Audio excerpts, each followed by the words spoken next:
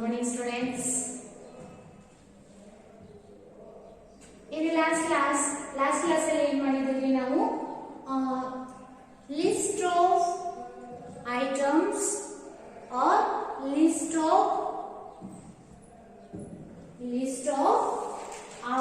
items which are taken into the different heads of American system.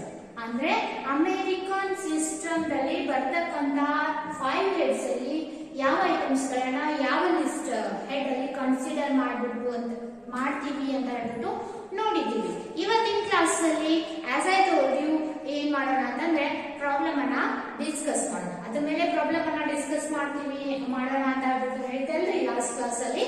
ಇವತ್ತಿನ class ಅಲ್ಲಿ ಏನ್ ಮಾಡೋಣ ಅಂತಂದ್ರೆ ಪ್ರಾಬ್ಲಮ್ಸ್ ಅನ್ನ ಡಿಸ್ಕಸ್ ಮಾಡೋಣ. ಪ್ರಾಬ್ಲಮ್ ಅಂತ ಹೆಡ್ ಹಾಕ್ಬಿಡಿ. ಪ್ರಾಬ್ಲಮ್ ಅಂತ ಹೆಡ್ ಹಾಕಿಸಿ. ಸಾರಿ,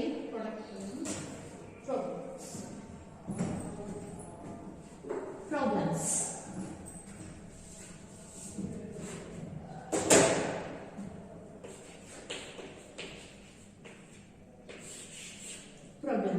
ಅದರಲ್ಲಿ ಫಸ್ಟ್ ಪ್ರಾಬ್ಲಮ್ ಬರ್ಕೊಳ್ಳಿ.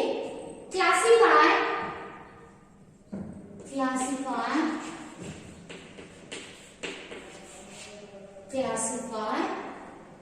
the following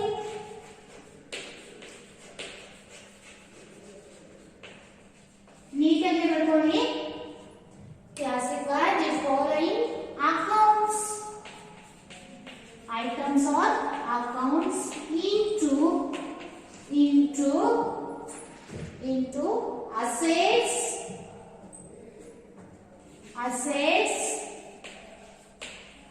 comma liabilities. ಯಾವಾಗತ್ತಾವ್ರಿ ಐ ಹೇಳು.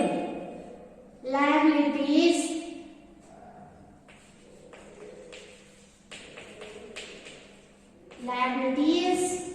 capital,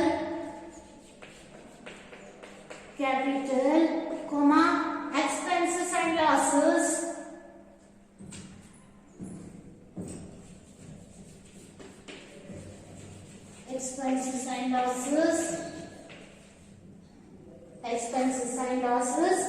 And incomes and gains or revenue and gains.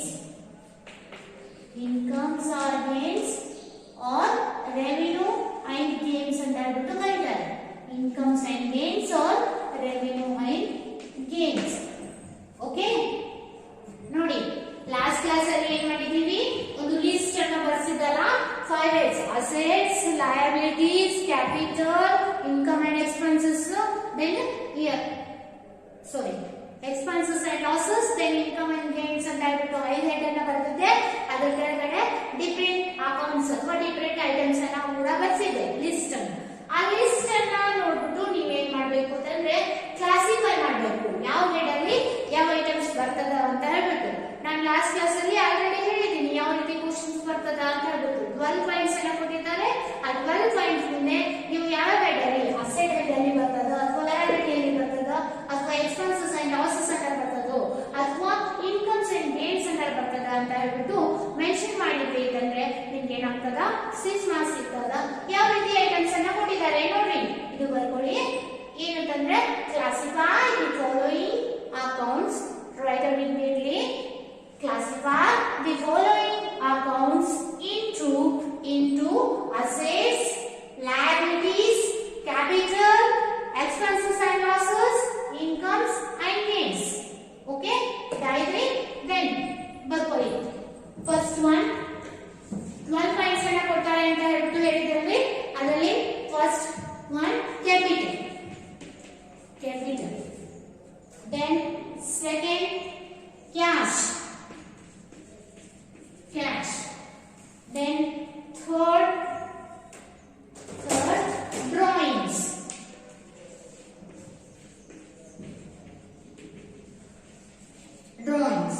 Then fourth one sales. Fifth furniture.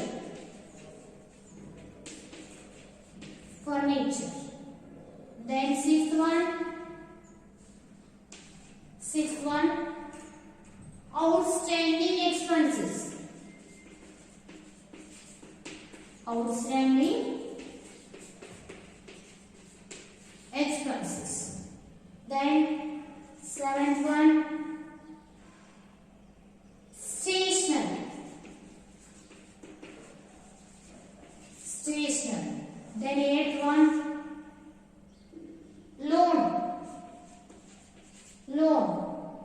Then next three, postage.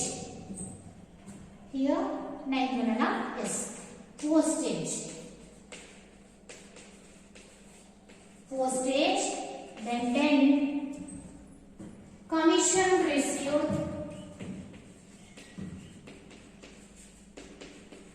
Commission received. Then 11th one,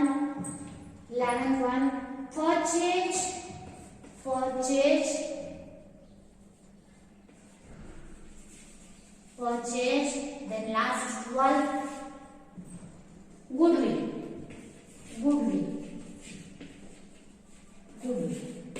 Okay, ನೋಡಿ, capital, cash, drawings, sales, furniture, outstanding expenses.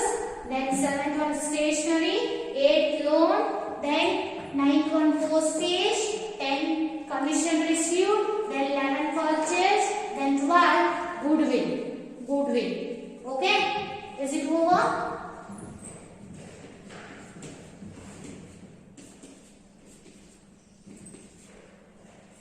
Diagram.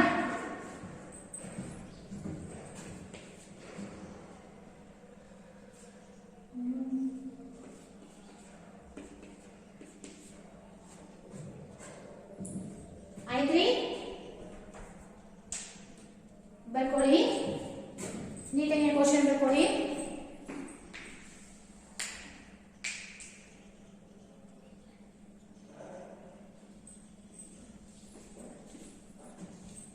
Question ಬರ್ತಾ in question ಕೆಳಗಡೆ ಹಾಗೆ ಇದು question ಐತ್ರಿ. Question ಆದ್ಮೇಲೆ next solution ಅಂತ ಹೇಳ್ಬಿಟ್ಟು ಹಾಕಿ. Next ಇದು ಕ್ವಶನ್ ಆದ್ಮೇಲೆ ಸೊಲ್ಯೂಷನ್. ಕ್ವಶನ್ ಆಯ್ತಾ ಇದು? ಕ್ವಶನ್ ಆದ್ಮೇಲೆ ನೆಕ್ಸ್ಟ್ ಇದ್ರ ಕೆಳಗಡೆ ಸೊಲ್ಯೂಷನ್.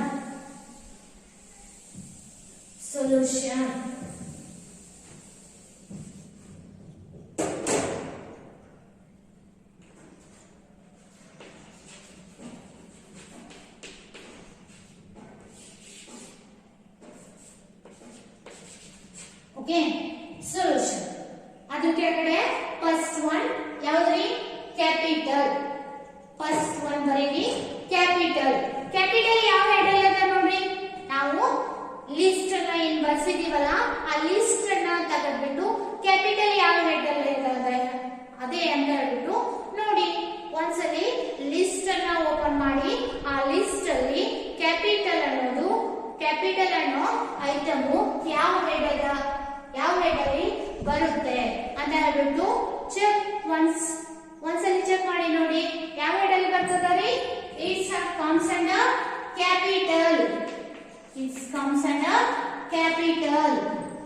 ಕ್ಯಾಪಿಟಲ್. ದೆನ್ ಕ್ಯಾಶ್ ನೋಡ್ರಿ. ಅದೇ ರೀತಿಯಾಗಿ see cash well comes. Cash ಎಲ್ಲಿ ಬರುತ್ತೆ ಅಂತ ಹೇಳ್ಬಿಟ್ಟು ನೋಡಿ. ಕ್ಯಾಶ್ ಎಲ್ಲಿ ಬರ್ತದ ಅಂದ್ರೆ assets account. Okay, capital account. Then asset. Drawings ಎಲ್ಲಿ ಬರ್ತದೆ ನೋಡ್ರಿ. Find out the drawings where it will comes. See once list ನೋಡಿ. ಲಿಸ್ಟ್ ಅನ್ನ ನೋಡ್ಬಿಟ್ಟು ಡ್ರಾಯಿಂಗ್ಸ್ ಎಲ್ಲಿ ಬರ್ತದೆ ಅಂತ ಹೇಳ್ಬಿಟ್ಟು ನೋಡಿ. Drawings is comes under capital. ನೀಟಾಗಿ ಲಿಸ್ಟ್ ಅನ್ನ ನೋಡ್ಬಿಟ್ಟು ಬರಿಬೇಕು. ಓಕೆ, ನೋಡಿ ಕ್ಯಾಪಿಟಲ್ ಎಲ್ಲಿ ಬರ್ತದ ಅಂತ ಹೇಳ್ಬಿಟ್ಟು ನೋಡಿ. ಇಟ್ಸ್ ಕ್ಯಾಪಿಟಲ್ ಅಂಡರ್ ಬರ್ತದ. ಲಿಸ್ಟ್ ಅನ್ನ ತೆಗೆದ್ಬಿಟ್ಟು ನೋಡ್ಬೇಕಾ. ದೆನ್ ಕ್ಯಾಶ್ ಎಲ್ಲಿ ಬರ್ತದ ರೀ? Assets account. ದೆನ್ ಡ್ರಾಯಿಂಗ್ಸ್ ಎಲ್ಲಿ ಬರ್ತದ ರೀ? Capital account. ಸೇಲ್ಸ್ ನೋಡ್ರಿ. ಅದೇ ರೀತಿಯಾಗಿ ಸೇಲ್ಸ್ ಗೊತ್ತಾಗುತ್ತದೆ ಯಾವ ರೀತಿ ಬಿಡಿಸಬೇಕು ಅಂತ ಹೇಳ್ಬಿಟ್ಟು ಮೊದಲು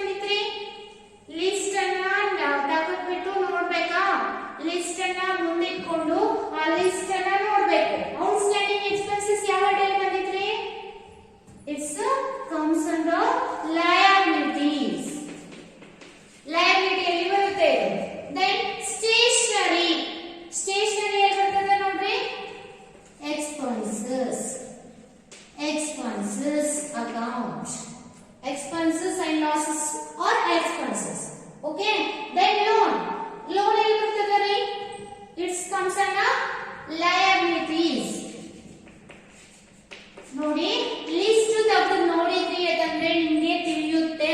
okay, then you will get a understand liabilities account. then next ನೋಡ್ರಿ postage ಎಲ್ಲಿ ಬರ್ತದ ಅಂತ ಹೇಳ್ಬಿಟ್ಟು postage ಎಲ್ಲಿ ಬರುತ್ತೆ ರೀ postage? postage 9th one ಯಾವ್ದು ರೀ? postage ಎಲ್ಲಿ ಬರ್ತದ ರೀ ಇದು? expenses and losses or expenses account. okay, then 10th one ಏನೈತ್ರಿ item? 10th one commission received. commission received ಇದು ಎಲ್ಲಿ ಬರ್ತದ ರೀ? ರಿಸೀವ್ಡ್ ಅದ. ಕಮಿಷನ್ ಪೇಡ್ ಇದ್ರೆ ಎಕ್ಸ್ಪೆನ್ಸಸ್ ಸೈಡ್ ಒಳಗೆ ಬರ್ತದ. ಅಲ್ಲೇ ಕಮಿಷನ್ ಎಲ್ಲದ ನೋಡಿ, ಅದರಲ್ಲಿ ಮತ್ತೆ ನೀವು ಏನ್ ನೋಡ್ಬೇಕು? See received. It's a received ಅದ, it's not a paid. Commission received ಎಲ್ಲಿ ಬರ್ತದ ರೀ? It's comes under incomes and gains. Incomes and gains. Okay, then 11th one ಯಾವ್ದು ರೀ? purchase is comes under expenses and losses.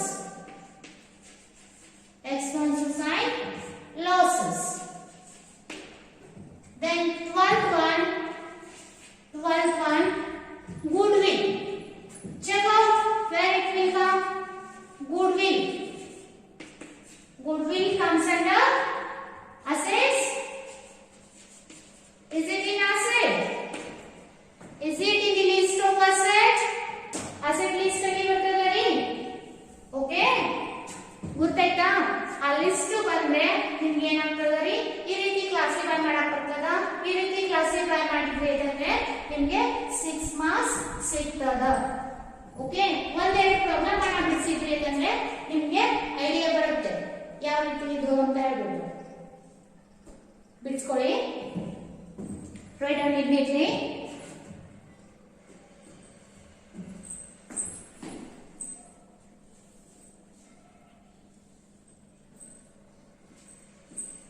First problem ಅನ್ನ ಬರೀಬೇಕು. Problem ಬರೆದಾದ್ಮೇಲೆ next ಆ problem ಅಲ್ಲಿ ಏನ್ 12 ಪಾಯಿಂಟ್ಸ್ ಅನ್ನ ಕೊಟ್ಟಿರ್ತಾರಲ್ರಿ, ಸೊಲ್ಯೂಷನ್ ಅಂತ ಹೇಳ್ಬಿಟ್ಟು ಆ 12 ಪಾಯಿಂಟ್ಸ್ ಅನ್ನು ಕೆಳಗಡೆ ಬರೀಬೇಕು. ಓಕೆ, ಸೊಲ್ಯೂಷನ್ ಅದರಲ್ಲಿ ಆ 12 ಪಾಯಿಂಟ್ಸ್ ಅನ್ನ ಬರೆದು ಆ 12 ಪಾಯಿಂಟ್ಸ್ ಮುಂದ್ಗಡೆನೆ ಏನ್ ಮಾಡ್ಬೇಕು ಅಂತಂದ್ರೆ ಅಕೌಂಟ್ ಯಾವ ಹೆಡ್ ಅಲ್ಲಿ ಬರ್ತದ. ಕ್ಯಾಪಿಟಲ್ ಇತ್ತು ಅಂತಂದ್ರೆ capital comes under capital account. then cash comes under asset account. then drawings it comes under capital account. then sales ನೋಡಿ, sales comes under incomes and gains or revenue and gains ಅಂತ ಹೇಳ್ಬಿಟ್ಟು ಕರೀತಾರೆ. Okay, incomes and gains ಅಂತ, ಅಥವಾ ಇದು ಏನು revenue ಅಂತ ಹೇಳ್ಬಿಟ್ಟು ಮೇಡಮ್ ಹೇಳಿದ್ರ ಅಂತ ಅಲ್ಲ. ಇನ್ಕಮ್ಸ್ ಅಂಡ್ ಗೇನ್ಸ್ ಅಥವಾ revenue and gains both are same. Okay, ಎರಡು ಒಂದೇ. Incomes and gains are revenue and gains. then furniture ನೋಡಿ ಎಲ್ಲಿ ಬರುತ್ತೆ ಅಂತ ಹೇಳ್ಬಿಟ್ಟು ಆ ಲಿಸ್ಟ್ ಅಲ್ಲಿ ಒಂದ್ ನೀಟಾಗಿ ನೋಡ್ಬೋದು ಹೋಗಿ, ಅವಾಗ ಗೊತ್ತಾಗ್ತದ ಫರ್ನಿಚರ್ ಎಲ್ಲಿ ಬರ್ತದ. It's comes under asset head ಅಲ್ಲಿ ಬರ್ತದ. then outstanding expenses ನೋಡಿ, outstanding expenses ಅನ್ನ ಆ ಲಿಸ್ಟ್ ಅಲ್ಲಿ ನೋಡಿ ಒಂದ್ಸಲಿ ಎಲ್ಲಿ ಬರ್ತದ ಅಂತ ಹೇಳ್ಬಿಟ್ಟು ಆ ಲಿಸ್ಟ್ ಅಲ್ಲಿ ಎಲ್ಲಿ ಸಿಗ್ತದ ಅಂದ್ರೆ ನಿಮ್ಗೆ ಲಯಬಿಲಿಟಿ ಹೆಡ್ ಅಲ್ಲಿ ಸಿಗ್ತದ outstanding expenses. so ಅದಕ್ಕೋಸ್ಕರ mention here liabilities account. okay, then next stationery ಅನ್ನ ನೋಡಿ ಒಂದ್ಸಲಿ ಲಿಸ್ಟ್ ಅನ್ನ ನೋಡ್ಕೊಂಡು ಹೋಗಿ. ಲಿಸ್ಟ್ ಅಲ್ಲಿ ಸ್ಟೇಷನರಿ ಯಾವ ಹೆಡ್ ಅಲ್ಲಿ ಸಿಗ್ತದ ಅಂದ್ರೆ ನಿಮ್ಗೆ expenses and losses account. okay, then next loan ಯಾವ ಹೆಡ್ ಅಲ್ಲಿ ಸಿಗ್ತದ ಅಂತಂದ್ರೆ ಒಂದ್ಸಲಿ ಆ ಲೋನ್ ಅನ್ನ ಎಲ್ಲಿ ಸಿಗ್ತದ, ಅಥವಾ loan from others, loans, bank OD, bank overdraft, unsecured loans. Okay, bank loan ಅಥವಾ ಲೋನ್ ಫ್ರಮ್ ಅದರ್ಸ್ ಎಲ್ಲೂ ಕೂಡ ಏನಾಗ್ತಾವ ಅಂತಂದ್ರೆ ಲಯಬಿಲಿಟಿ ಹೆಡ್ ಅಲ್ಲಿ ಬರ್ತಾವೆ. Okay, liabilities account. Okay, then next ninth one ಏನದರಿ postage. Postage ಯಾವ head ಅಲ್ಲಿ ಬರ್ತದರಿ expenses and losses account. Then 10th one commission received. Commission received ಯಾವ head ಅಲ್ಲಿ ಬರ್ತದ incomes and gains. Okay, then 11th one purchases. Purchases ಯಾವ head ಅಲ್ಲಿ ಬರ್ತದರಿ expenses and losses. Then lastly goodwill. Goodwill it comes under the head of assets. Okay, ತಿಳಿದ್ರಿದು next class ಇಂದ ಏನು ಮಾಡೋಣ ಅಂತಂದ್ರೆ ಇನ್ನು ಪ್ರಾಬ್ಲಮ್ಸ್ ಅನ್ನ ಡಿಸ್ಕಸ್ ಮಾಡೋಣ. ಇದ್ರ ಮೇಲೆ I hope you all are understanding this one. ಇದು ನಿಮಗೆ ತಿಳಿತಾ ಇದೆಯಾ? ನೆಕ್ಸ್ಟ್ ಕ್ಲಾಸ್ ಇಂದ ಏನು ಮಾಡೋಣ ಅಂತಂದ್ರೆ ಇನ್ನು ಪ್ರಾಬ್ಲಮ್ಸ್ ಅನ್ನ ಇದ್ರ ಮೇಲೆ ಡಿಸ್ಕಸ್ ಮಾಡೋಣ. Okay students.